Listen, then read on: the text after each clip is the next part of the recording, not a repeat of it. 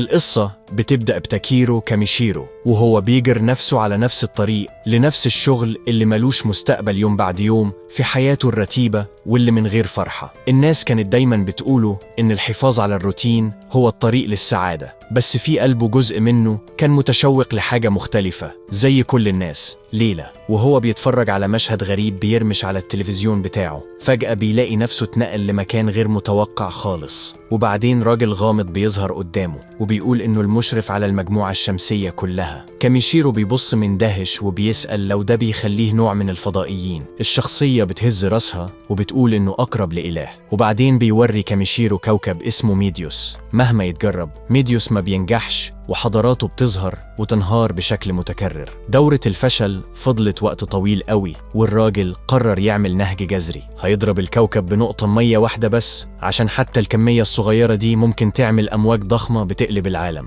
ولصدمة كاميشيرو هو اللي تختار يبقى نقطة المية دي. كاميشيرو بيحس بثقة للواجب ده، بس الإله بيشرح بهدوء إنه أصلاً مش عايش بأي شكل، لو رفض روحه هتختفي في العدم. بس عشان يحل الاختيار الإله بيعرض عليه مهارات وأي قوة يحبها. بيبدأ بإنه يمنح كاميشيرو سحر ومخزون منا لا محدود، بس بعدين بيوقف وبيسأل إيه كمان كاميشيرو عايزه لنفسه. فوراً خوف كاميشيرو بيتحول لحماس، بيعلن إنه عايز حريم لطيف يرافقه في الرحلة دي. لسعادته الإله بيضمن له إنه هيقابلهم في النهاية، وبعدين بيكمل يكدس مزايا أكتر. بيحسن مهارات البحث بتاعت كاميشيرو، بيخليه يكسب فلوس من بيع المواد المجموعة، وبيديله شنطة خاصة تقدر تحفظ كل حاجة بيجمعها. كمان بيمنحه فهم عالمي للغات مع مقاومات عشان يقوي دفاعه. في وقت قصير شكل كاميشيرو بيبدأ يختفي والنقل بتاعه على وشك يبدأ. الإله بيوقف وبيتساءل بصوت عالي لو كان حمل كاميشيرو ببركات كتير قوي، بس متأخر عشان يلغيها. مع ذلك انزعاج بيمر على وشه لما بيشوف الشريكة اللي كاميشيرو مقدر له يقابلها، فبيسأل لو فعلا هيبقى كل حاجة تمام. كاميشيرو بيتخض من كلامه، بس مفيش وقت للإجابات، والإله بس بيقوله إن كل حاجة هتبقى كويسة قبل ما كاميشيرو يختفي. ثانية بعدها كاميشيرو بيفتح عينيه في عالم جديد تماما، دلوقتي في جسم جديد تماما، ملوش فكرة حقيقية المفروض يعمل إيه بالظبط، فبيطلع يدور على مكان فيه ناس. في وقت قصير بيلاقي أوريا، بس بسرعة بيفهم إنه مش هيقدر يشتري أكل من غير فلوس، وساعتها بيفتكر إن الإله كان حسن مهارة البحث بتاعته عشان يقدر يتبع مواد يبيعها. كاميشيرو بيحاول يشغل سحر البحث، بس مفيش حاجة بتحصل، وده بيخليه يتخيب. بعد ما يفكر كويس بيفهم إنه كان بينطقها غلط، عشان في اللحظة اللي بينطقها صح رموز لامعة بتظهر حواليه. العلامات دي بتحدد المواد موجودة فين، ولما بيقول كلمة مسح معلومات أدق بتظهر. متحمس لقد إيه المهارة مفيدة، كاميشيرو بيحس إنه محظوظ لما أول حاجة بياخدها بتطلع مصنفة رانك بي، وبعدين بيقضي وقت أكتر بيجمع كل حاجة بتظهر تحت المهارة، بس معظمها بيطلع زبالة. تقريبا كلهم مصنفين رانك إي. حجر غريب ولامع بيلفت انتباهه، بيبان ثمين عشان شكله مصقول وصافي، بس بيتكشف إنه خرا نمل. بيتلخبط من السبب إنه مصنف سي، بس لسه راضي عشان بيتعلم إن الحاجات اللي يقدر يبيعها منظمة بعلامات مختلفة، ومهارة البحث بتاعته بتوريهم بسهولة. مع الشنطة بتاعته دلوقتي مليانة لحد آخرها، كاميشيرو بيجري للقرية متشوق يشوف قد إيه فلوس يقدر يعمل. عند البوابة الحارس بيفترض إنه فارس بسبب قد إيه طويل بشكل مضحك، بس كاميشيرو بسرعة بيشرح إنه بس جامع مواد. الحارس اللي بيعرف نفسه بمارلو بيقول إن النوع ده من الشغل نادر، ورغم إن القرية ملهاش محل متخصص في المواد عندهم محل عام، فولدنا بيروح على طول هناك. ولما بيوري صاحب المحل الخرة عيون الراجل بتلمع حرفيا، بيتعرف عليها كبراز نملة مطرقة، وبينبهر بشكل مبالغ فيه من شكلها المثالي ولونها الغني، وبيمدح كاميشيرو عشان لقى عينة كويسة كده. بيعرض عليه 5 عملات ذهب عليها. كاميشيرو ملوش فكرة ده يساوي ايه، فصاحب المحل بيشرح ان ليلة واحدة في النزل بتكلف 500 رايف، وعملة ذهب واحدة بتساوي 1000 رايف. كاميشيرو بيحسب بسرعة في دماغه، وبيفهم ان الراجل على وشك يدفع له يساوي 50,000 ين على خرا حرفيا. لما كاميشيرو بيوافق صاحب المحل بيتحمس زيادة عن اللزوم، وحتى بيحك الحاجة الملعونة دي في خده كأنها كنز، وده بيخلي كاميشيرو يقف في عدم تصديق ان حد بيقدر خرا نملة. كاميشيرو بعدين بيعرض باقي جمعه، وصاحب المحل بيبص مش مصدق إن كاميشيرو قدر يجمع ده كله لوحده. بيسأل ليه حد يجيب غنيمة قيمة كده لمحل في آخر العالم، بس كاميشيرو بيرد بشكل عادي إنه ببساطة بيحب يتمشى وهو بيجمع اللي يقدر يلاقيه. معجب بموهبته، الراجل بيقرر يطلب منه خدمة. بيشرح إن في عرق مترال مخبي في الجبال القريبة وعايزه كاميشيرو يستعيده. كاميشيرو بيعيش للمغامرة فبيوافق. الراجل بعدين بيعدي 360 ألف رايف للدفعة. عمل الحسبة كاد يخلي كاميشيرو يغمى عليه، عشان ده حوالي 3.6 مليون ين. بس قبل ما يسيبه يمشي، التاجر بيحذره إن في وحوش في الجبال، بس واثق إن كاميشيرو يقدر يتدبر أموره. بس قبل ما يروح هناك، كاميشيرو بيقضي الليلة في نزل، وبنت صغيرة بتجيب له طاسة مية بسيطة. التكلفة 30 رايف، وكاميشيرو بيتلخبط لما بتشرح له إنها عشان يغسل بيها. طبيعي بيفضل حمام، بس كاد يجن لما بتقوله إن مفيش حمامات هنا خالص. السحرة ساعات بيعرضوا تعاويذ تنظيف، بس المدينة ملهاش أي حد. سمع كلمة سحر بتولع فكرة في دماغ كاميشيرو، فبيدفع للمية وبيصرف البنت. لما يبقى لوحده بيجرب شوية ترانيم، وفي اللحظة اللي بيقول نظف التعويذة بتشتغل، وفي لحظة بيحس إنه أنظف مكان في حياته كلها، وساعتها بيفهم إنه يقدر يرمي أي تعويذة تقريبا لو يكتشف الكلمة الصح ليها. في الطريق للجبل، كاميشيرو بيبدأ يتعود على مهاراته الجديدة، وبيتخض لما فجأة يشوف رمز جاروف يظهر لأول مرة. متحمس بيروح يتأكد، بس بيتفزع لما ده بيوديه لهيكل عظمي. مهارته حتى بتكشف اسم الشخص والرانك بتاعه وتفاصيل ماضيه، واللي بارز أكتر تميمة عائلية جنب البقايا. السحر بتاعه بيوري إنها اتعملت يدوي بواسطة أم الراجل، ولما كاميشيرو بيقرأ الجواب المحفوظ جوه، صدره بيوجعه. رسالة صادقة من أخت الراجل بتتوسل إنه ميشتغلش قوي. حاس إنه ما يقدرش يمشي كده، كاميشيرو بحرص بيدفن الهيكل العظمي قبل ما يكمل لمنطقة تانية. هناك بيعمل حاجز وائي، بيرمي أعشاب مختلفة خدها من بدري في طاسة، بيضيف توابل، وبينهي بشوية لحمة. لما بياخد رشفة من الحساء، كاميشيرو بينبهر من قد إيه الطعم حلو. بيضحك لنفسه، بيعلن إن الرمي في عالم تاني ممكن يبقى ببساطة أحسن حاجة حصلت له. قريب كاميشيرو بيوصل لغابة التنانين القديمة، منطقة قاتلة مليانة مخلوقات خطيرة. كاميشيرو بعدين بيستحضر تعويذة نور عشان ينور الرموز حواليه، بس بيلاحظ إن مفيش هالة في أي مكان، حتى ما بيشوفش حيوان واحد، وبيتساءل لو يمكن ده عشان ريحته وحشة قوي. كاميشيرو ببساطة بيقبل، عشان ده معناه إن مفيش حاجة هتهاجمه، وبيتنهد مرتاح لما طرف الغابة يظهر قدامه. للأسف كمان ده صدف إنه نهاية الأرض تحته، وكاميشيرو بيطيح على طول من جرف. بجنون بيقول كل الكلمات السحرية اللي يقدر يفكر فيها، بس ولا واحدة بتعمل حاجة. عوام ما بيعملش حاجة، ارتفع مفيش فايدة. بس لما أخيرا بيصرخ طير، التعويذة بتشتغل. كاميشيرو بينزل بأمان تحت، وبيحتفل لما يشوف رموز خام بتلمع في كل مكان. فورا بيبدأ يجمع اللي يقدر، بس لسه ملقاش أي خام مترال. في النهاية بيشوف علامة باهتة في قاع حيطة الجبل، فكاميشيرو بيقول لهيب وبيرمي كرة نار عشان يفجرها. بتشتغل بشكل مثالي، بتكشف مترال أخيرا رغم إن بكميات قليلة. الكهف بعدين بيبدأ يترج وبيهدد إنه ينهار، بس كاميشيرو بعناد بيكمل لجوه أعمق. في النهاية بيكتشف غرفة فيها مية نائية لدرجة بتخليه مذهول، والمسح بيكشف إنها رانك دبل اس، وده بيخليها أسمن مورد شافه. والوصف بيقول إن المية بتحفظ الجوهر السحري ل2 قديم،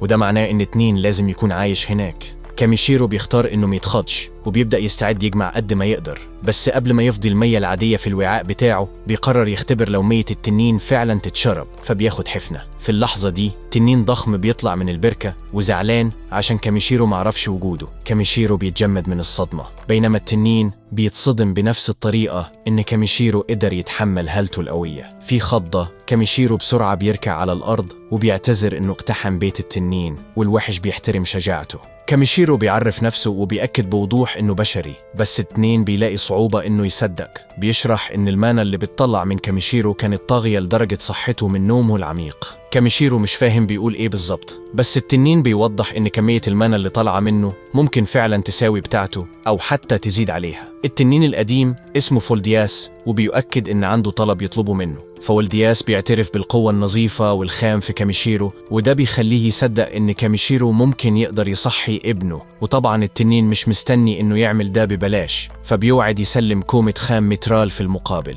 فولدياس بيقدم لولدنا البيضة اللي رافضة تتفقس، بس كاميشيرو ملوش فكرة المفروض يعمل إيه، ففولدياس بيقول له يوجه المانة بتاعته جواها بنفس الطريقة اللي عمل بيها النور بتاعه. كاميشيرو بعدين بيقول كلمة سخن عشان يسخنها، بس بيتخض لما قوة ضخمة بتنفجر حواليه، حاجة غلط واضح، بس فولدياس بينفجر ضحك. جسم كاميشيرو بيبدأ يتسحب جوه البيضة، وبيفكر في إزاي هو لسه جيل العالم ده وكان متأمل يشوف أكتر منه قبل ما يموت. لحظات بعدها كاميشيرو بينتهي في مكان غريب وصوت بيناديه متهور. كاميشيرو بيتساءل لو دي الإله من قبل كده، بس بيفهم إنها شخص تاني. البنت دي بتقول إنها بتلعب بالكوكب ده لعشرات آلاف السنين، بس أخد كاميشيرو يوم واحد بس عشان يعمل موجة ضخمة، وهي مش مبسوطة من كده. كاميشيرو ملوش فكرة البنت دي بتتكلم عن إيه، بس البنت ببساطة بتطرده. كاميشيرو بيتلخبط لما يرجع للعالم، بس مرتاح لما يشوف إنه قدر يخلي البيضة تفقس. فولدياس بيطلب من كاميشيرو يدي اسم للمولود الجديد،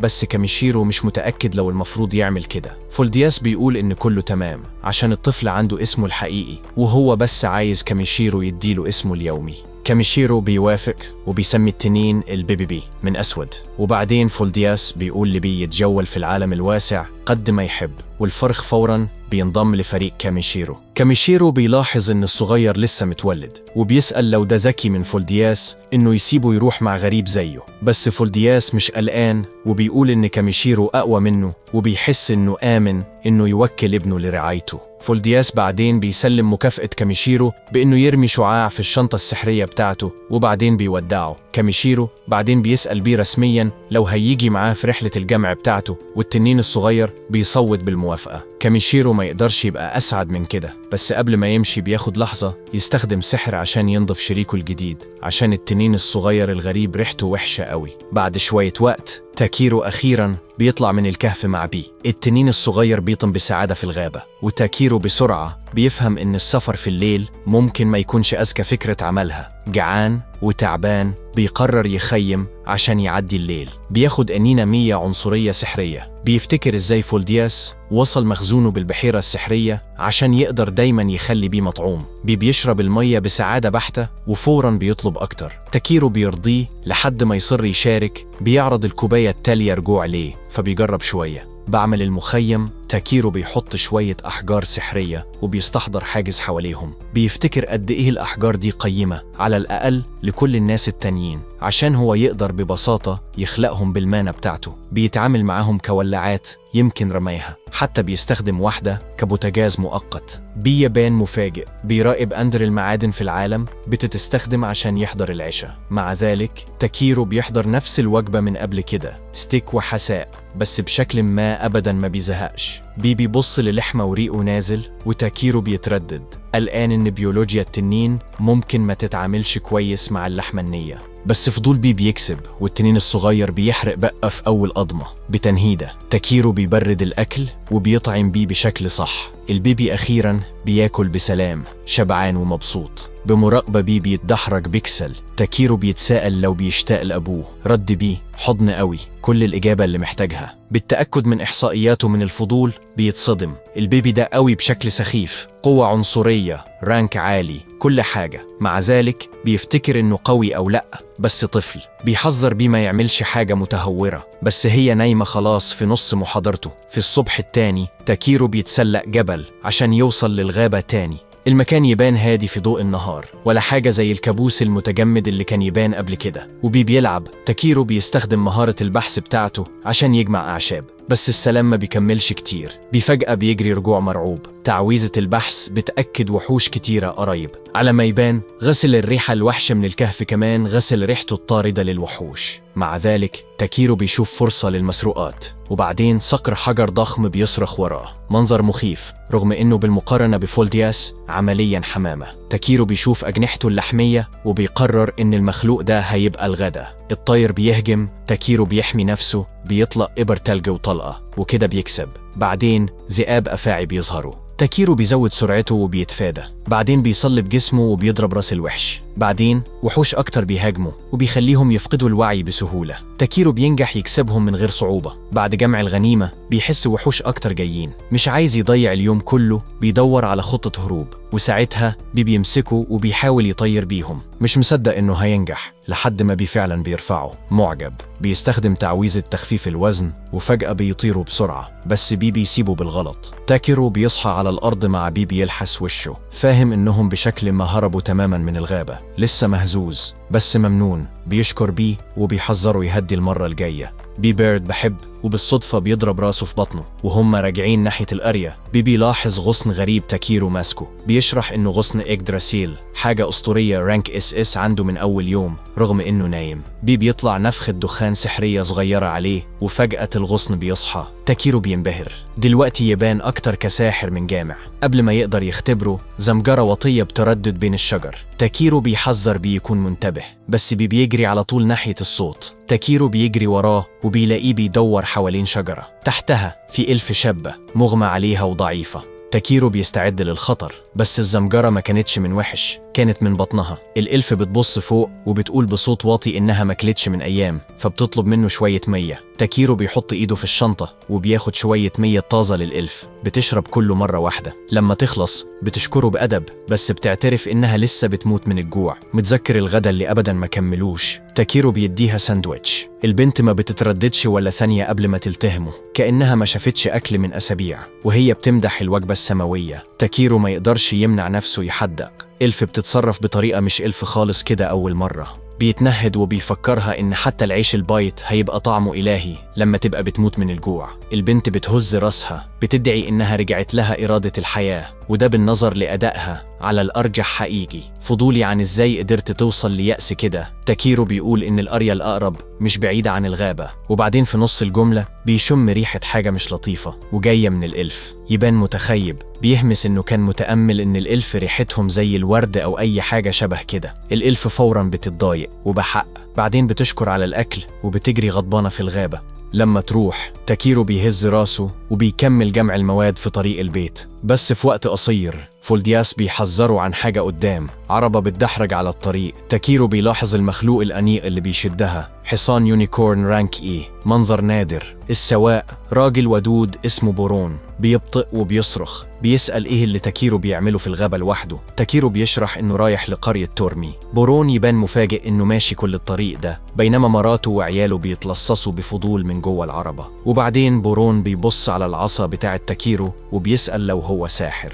تاكيرو بيضحك على ده وبيقول إنه بس جامع. ده بيجذب انتباه بورون، على ما يبان الجامعين نادرين ومحترمين. لما بورون بيكتشف إنهم رايحين في نفس الاتجاه، بيعرض على تاكيرو توصيله. الشاب بيتردد، بيقول إنه كبير قوي عشان يدخل براحة في العربة. عيال بورون بيلاقوا ده مضحك وبيبدأوا يضحكوا، بس بورون بيصر إنه يروح بأي شكل. بتردد. تاكيرو بيطلع في الجزء الخلفي، وهم بيسافروا ما يقدرش يمنع نفسه يتساءل ليه العيال في العالم ده يبانوا يحبوه قوي كده. بورون بيمزح عن حجمه تاني، وتاكيرو بيعتذر إنه بياخد مساحة، بس الراجل بيتجاهل، بيقول إن من الصح يساعد مسافر زميل.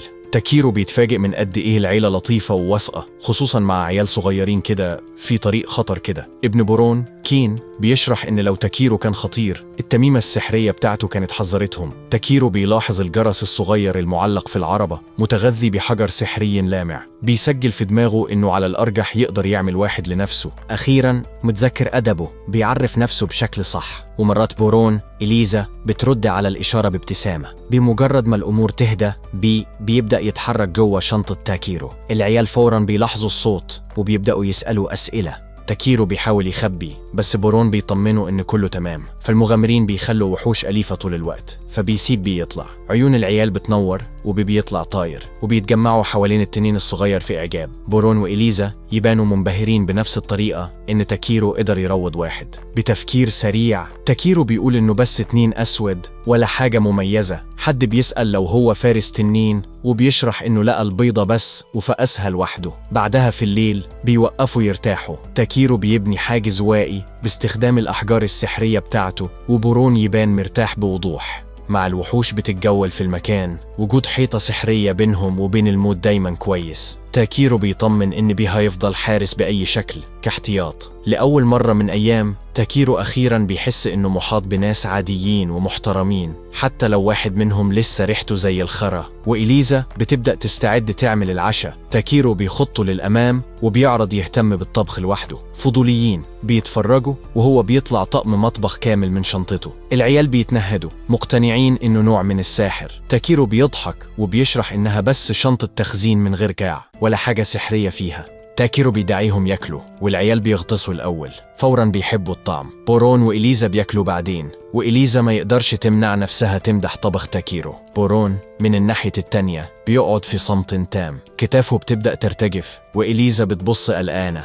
بتسأل لو هو كويس. وبعدين بورون بيبص فوق والدموع نازلة على وشه وبيصرخ إن ده أكل حقيقي مش الحصص الجافة ومن غير طعم اللي فضل يمضغها لأسابيع. تاكيرو بينفجر ضحك على رده الدرامي، بس بورون بيصر إن تاكيرو لازم يكون استخدم نوع من السحر الغذائي السري عشان يخليه طعمه حلو كده. العيال بيضحكوا على مهازل أبوهم والمخيم بيمتلي بالضحك لحد ما أطباق الكل تنضف. لما العشاء يخلص بورون بياخد جيتار مهترئ وبيبدأ يعزف. إليزا بتنضم بصوت ناعم ولحن بيردد في الليل الهادي. تاكيرو بيقعد قريب بيلعب مع العيال وبيشارك دفء اللحظة. بسيط بس حقيقي، حاجة ما كانش حسها من زمان. والموسيقى بتعزف. تاكيرو بيفكر في حياته الوحيدة على الأرض، ودلوقتي قاعد هناك محاط بالضحك. نور النار واتنين بيبي بيشخر بهدوء جنبه. بيفهم قد إيه ممتن للعالم الجديد والغريب ده. لما الليل يخلص بيحط بيه في كيس النوم الصغير بتاعه. التنين بيشخر قبل حتى ما يخلص. تاكيرو بيرقد